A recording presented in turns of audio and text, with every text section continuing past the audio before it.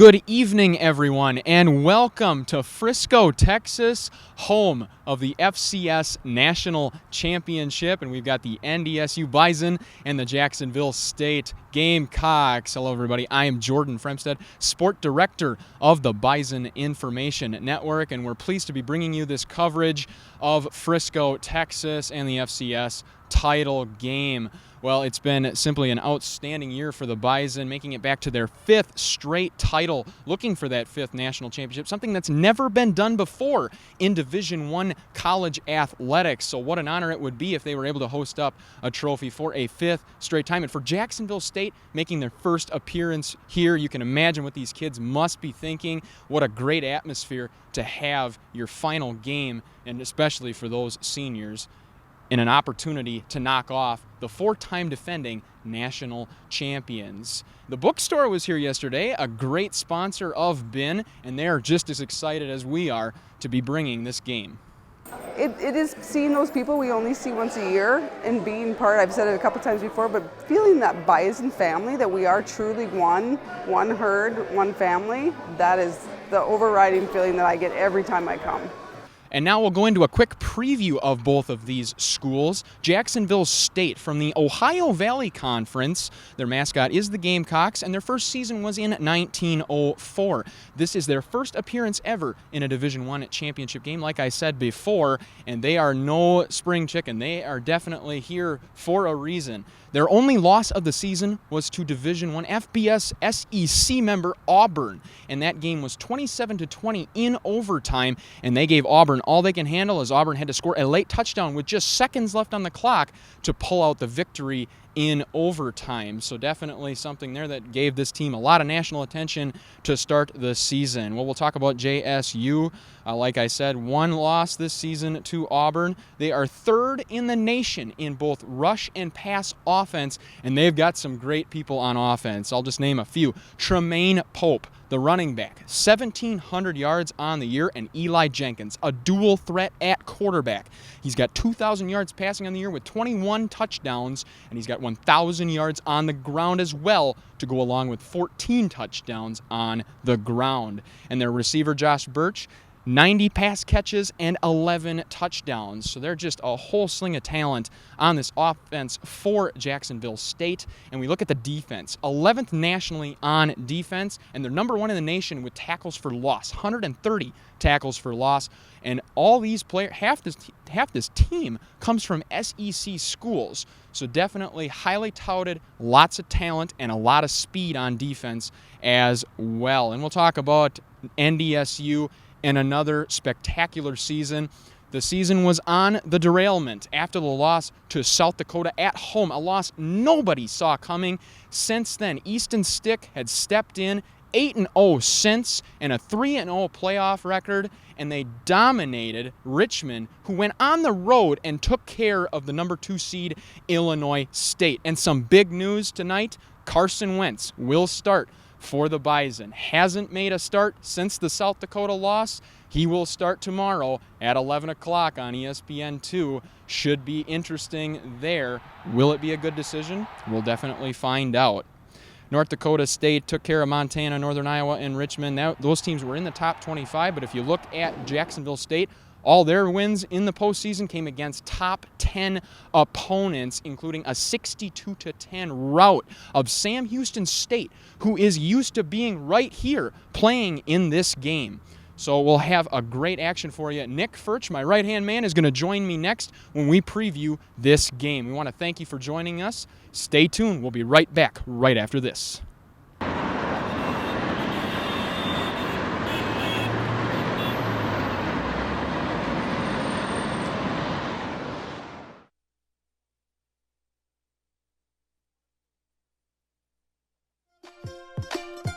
The NDSU bookstore has everything you need to show off your Bison pride.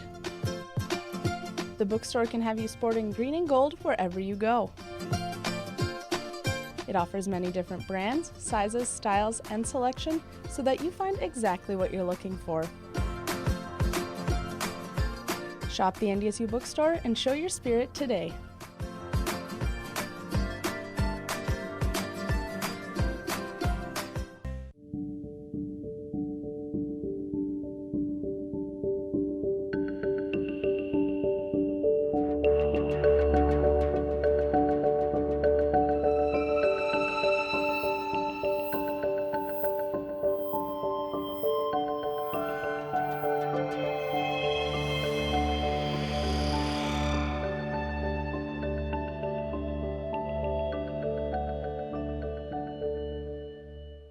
Good evening, everybody. Welcome back to the Bison Information Network's coverage of Frisco 2016 as we've got NDSU versus Jacksonville State. I'm joined right here by Nick Furch, reporter at the Bison Information Network. And Nick, how has the experience been in Frisco so far? I know you're a freshman, you get this experience right away. How's it been? Yeah, I know. I feel like a baby in this group right now, coming down with all of you guys. But yeah, it's been a great experience so far. We've been driving around the city. We picked up somebody else from our crew over kind of in the Dallas area. So, I've been driving around, seeing the city a lot, and I'm really liking the experience so far. Seeing a lot of Bison fans down here, which is always nice to see. Like you said, a lot of Bison fans have been down here, but as far as Jacksonville State, how many fans from Jacksonville State have you seen so far? The only Jacksonville State fans I think I saw were at their practice that they had going on. I just saw that through the hotel window. But other than that, it's been mainly green and gold. We have tailgating just right in front of us. So, it's more green and gold than you've seen red and white going on. Definitely, and it's been just like a home game for the Bison, but it has been the last 4 seasons. Absolutely no different here in 2016. Well, the team, we met with them the other day. They're definitely really excited as well, just as we are, to be back for an opportunity at a 5th straight championship. It's great to be back, because it just feels like a second home to us rather than just Fargo down, we're here in Toyota Stadium. So. Feels great. I mean, our goal is to win the Missouri Valley every year, and we did that, and then we just took it one game at a time in the playoffs. We got back here, and so we're excited to be here, and we're hoping that our experience here can help us in the game. Yeah, really exciting.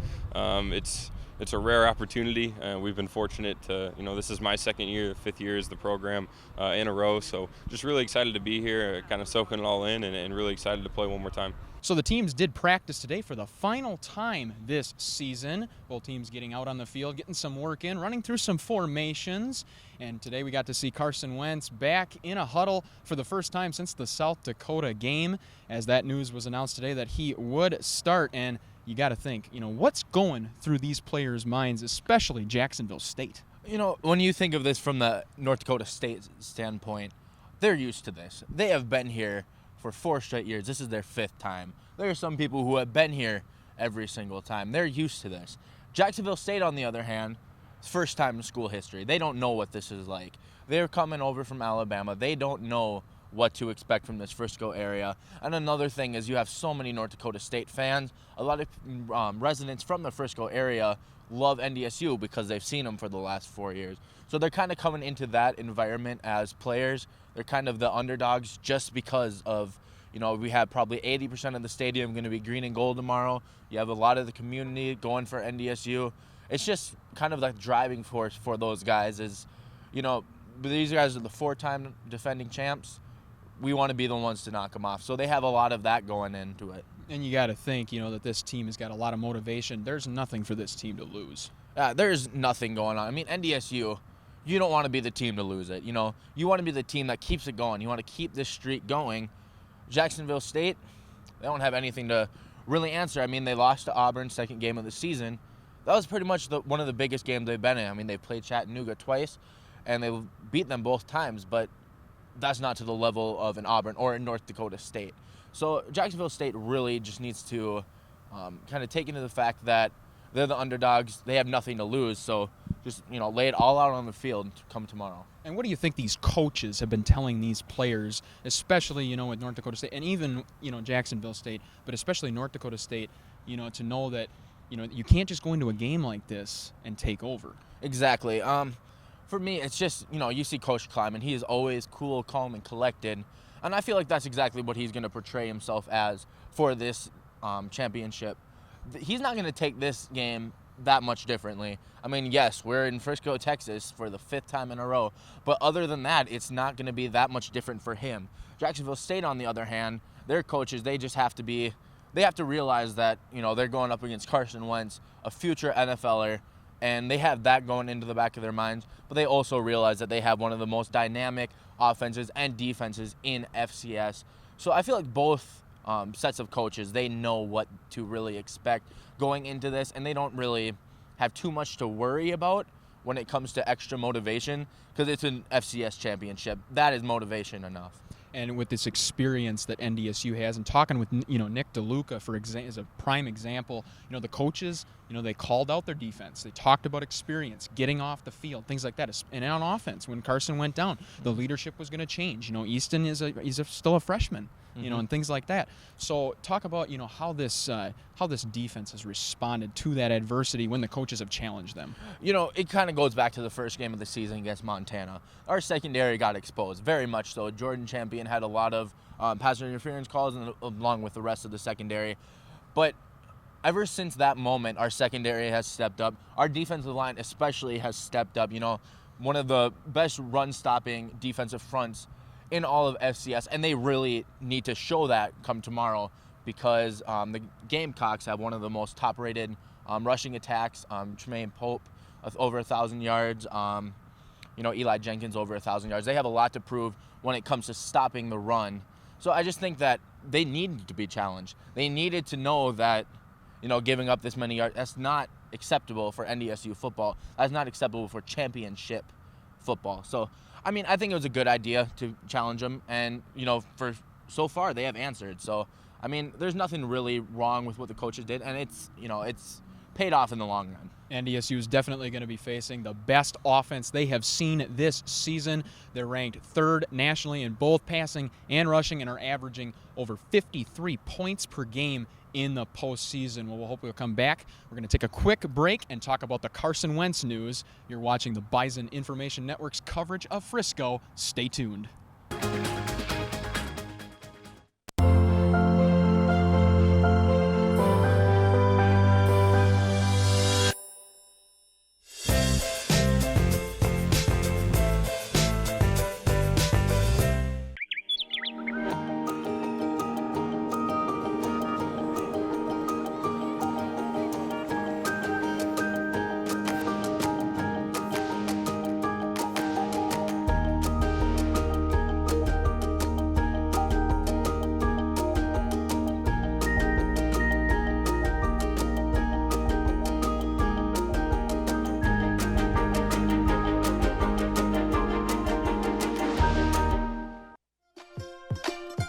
The NDSU bookstore has everything you need to show off your Bison pride.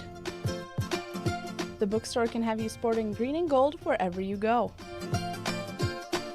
It offers many different brands, sizes, styles, and selection so that you find exactly what you're looking for. Shop the NDSU bookstore and show your spirit today.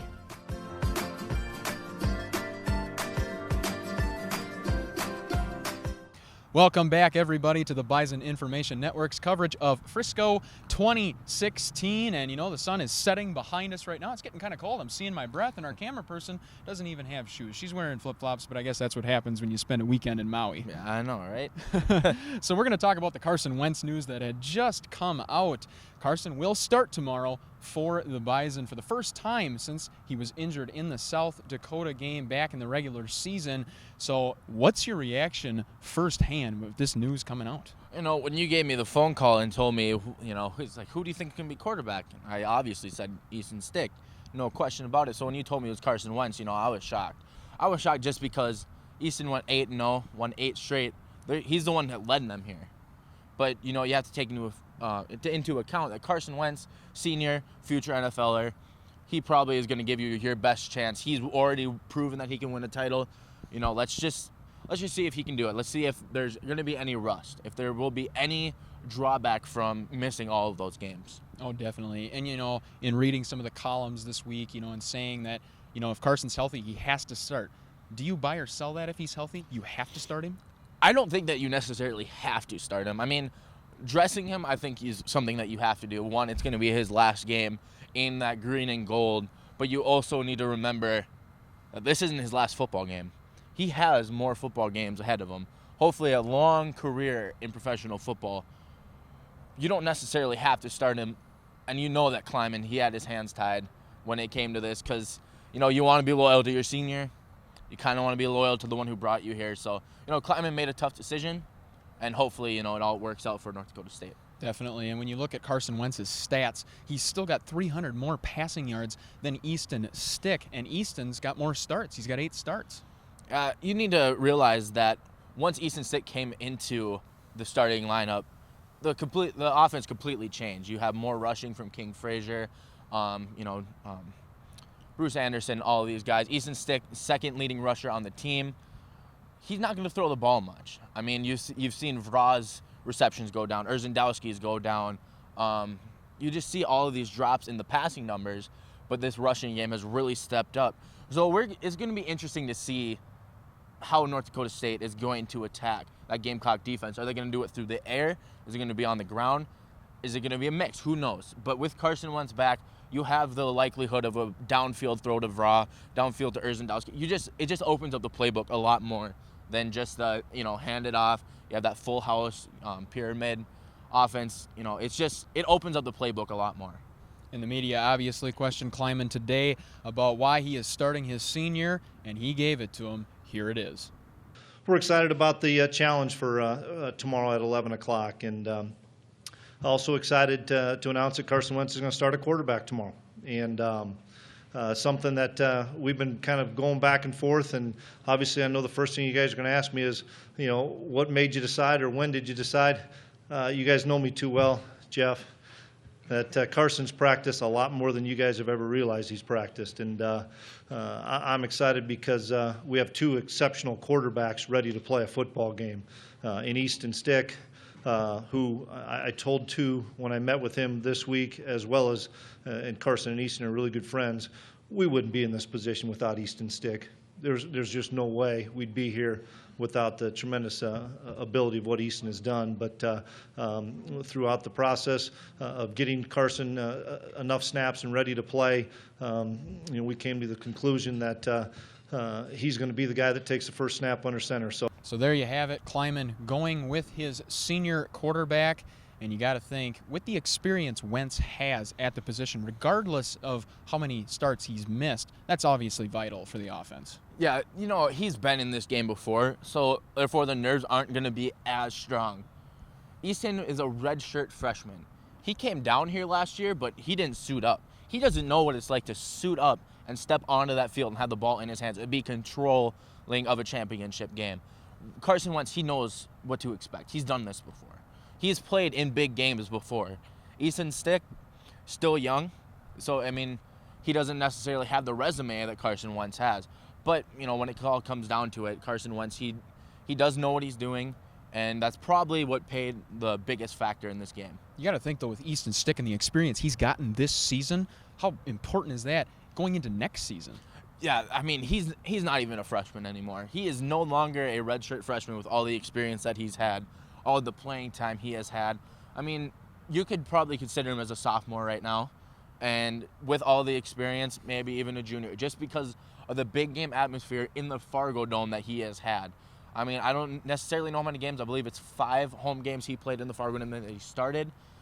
That alone, that atmosphere, all that noise, that is enough to elevate your game, elevate your experience, and then when you put into the fact he has started almost a complete season, that just elevates him almost to that sophomore level. With 80% of this stadium crowd tomorrow going to be green and gold, do you expect a standing ovation when number 11 takes the field? On senior night, when he just came out of that tunnel dress, I know I got goosebumps. And when he came in to just hand the ball off, standing ovation, that gave me goosebumps, and that was a half-empty stadium. Now imagine at the championship level. Everybody came down to Frisco, Texas to see the NDSU Bison.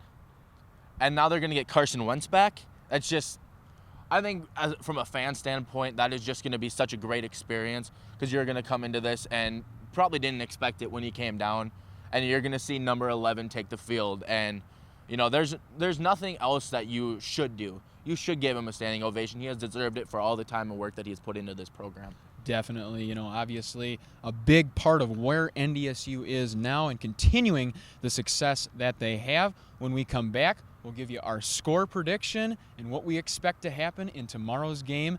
Don't go anywhere. We'll be right back. Gets a screen, dribbles down the lane, and it's in! It's in! Can you believe it?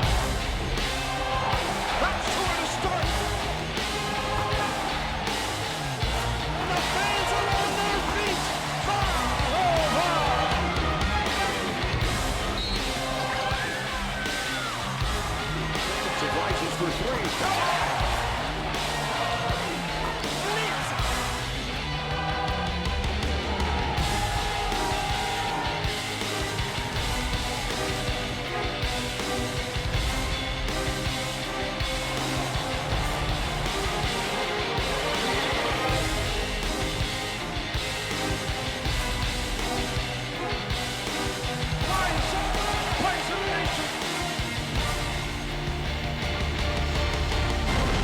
For season tickets, 231-NDSU-GoBison.com. Welcome back, everyone, as we wrap up this coverage of the pregame show of 2016 Frisco, Texas. And tomorrow, we got two great programs. One, defense has been their strong suit through the playoffs, and NDSU holding 3 top 25 teams to their season low in yardage, and Jacksonville State putting up, 53 points per game and over 600 yards of offense. We're going to have a heck of a ball game tomorrow. It's going to be interesting. It's going to be very interesting to see how this game is. You know, there's people saying it's going to be a low-scoring game. There's people saying it's going to be a high-scoring game. It all comes down to the defense of North Dakota State and how the offense of Jacksonville State is. North Dakota State controls this ball game, whether they like it or not. They control it. Through the ground, if they can pick up first downs, grinding away, they're going to break it open at the end. Mm-hmm.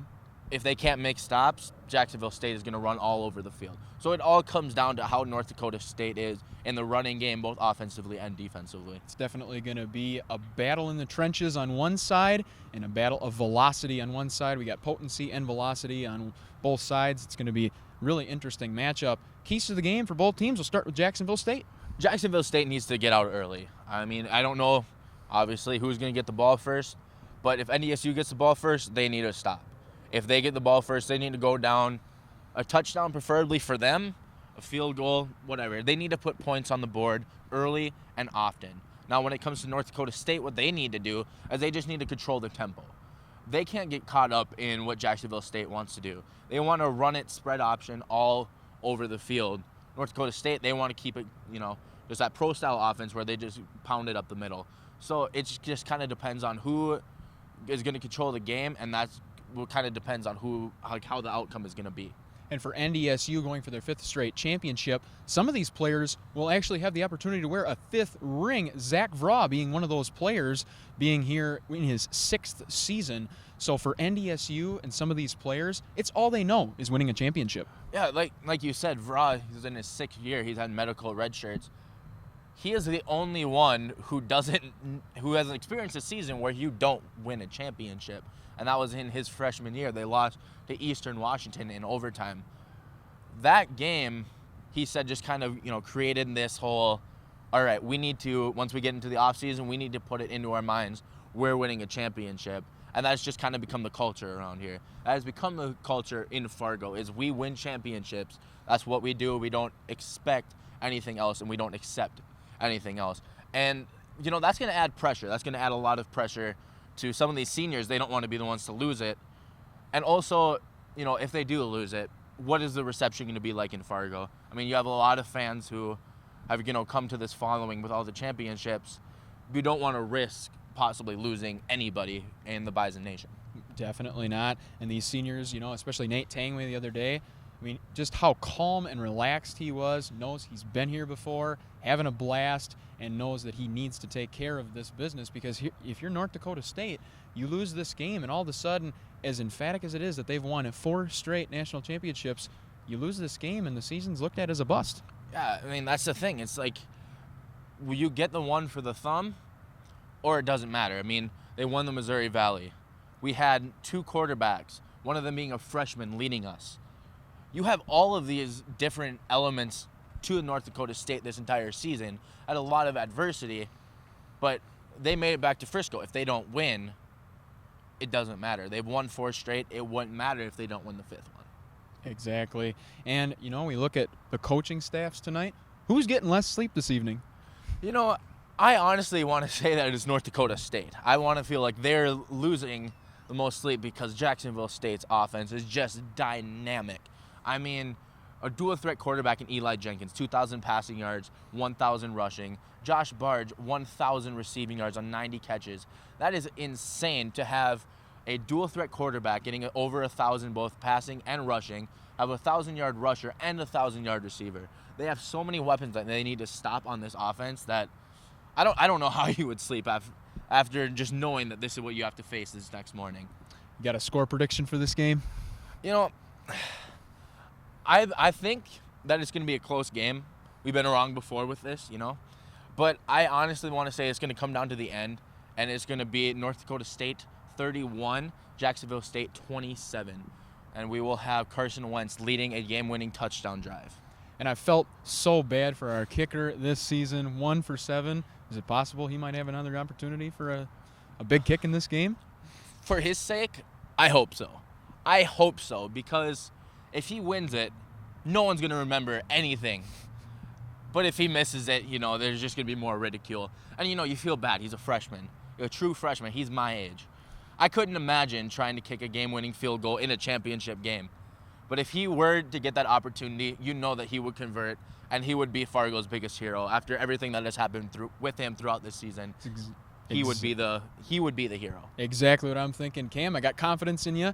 I'm going to take North Dakota State 31, Jacksonville State 28 on a Cam Peterson made field goal. Well, we thank you for joining us for the pregame show of 2016 Frisco and the National Championship. We want to thank our sponsors, Matt Buss and the NDSU Bookstore. And a big thanks to our engineer, Jeff Anders, and our communication director, Rich Lodwick. And, we'll wrap up this show.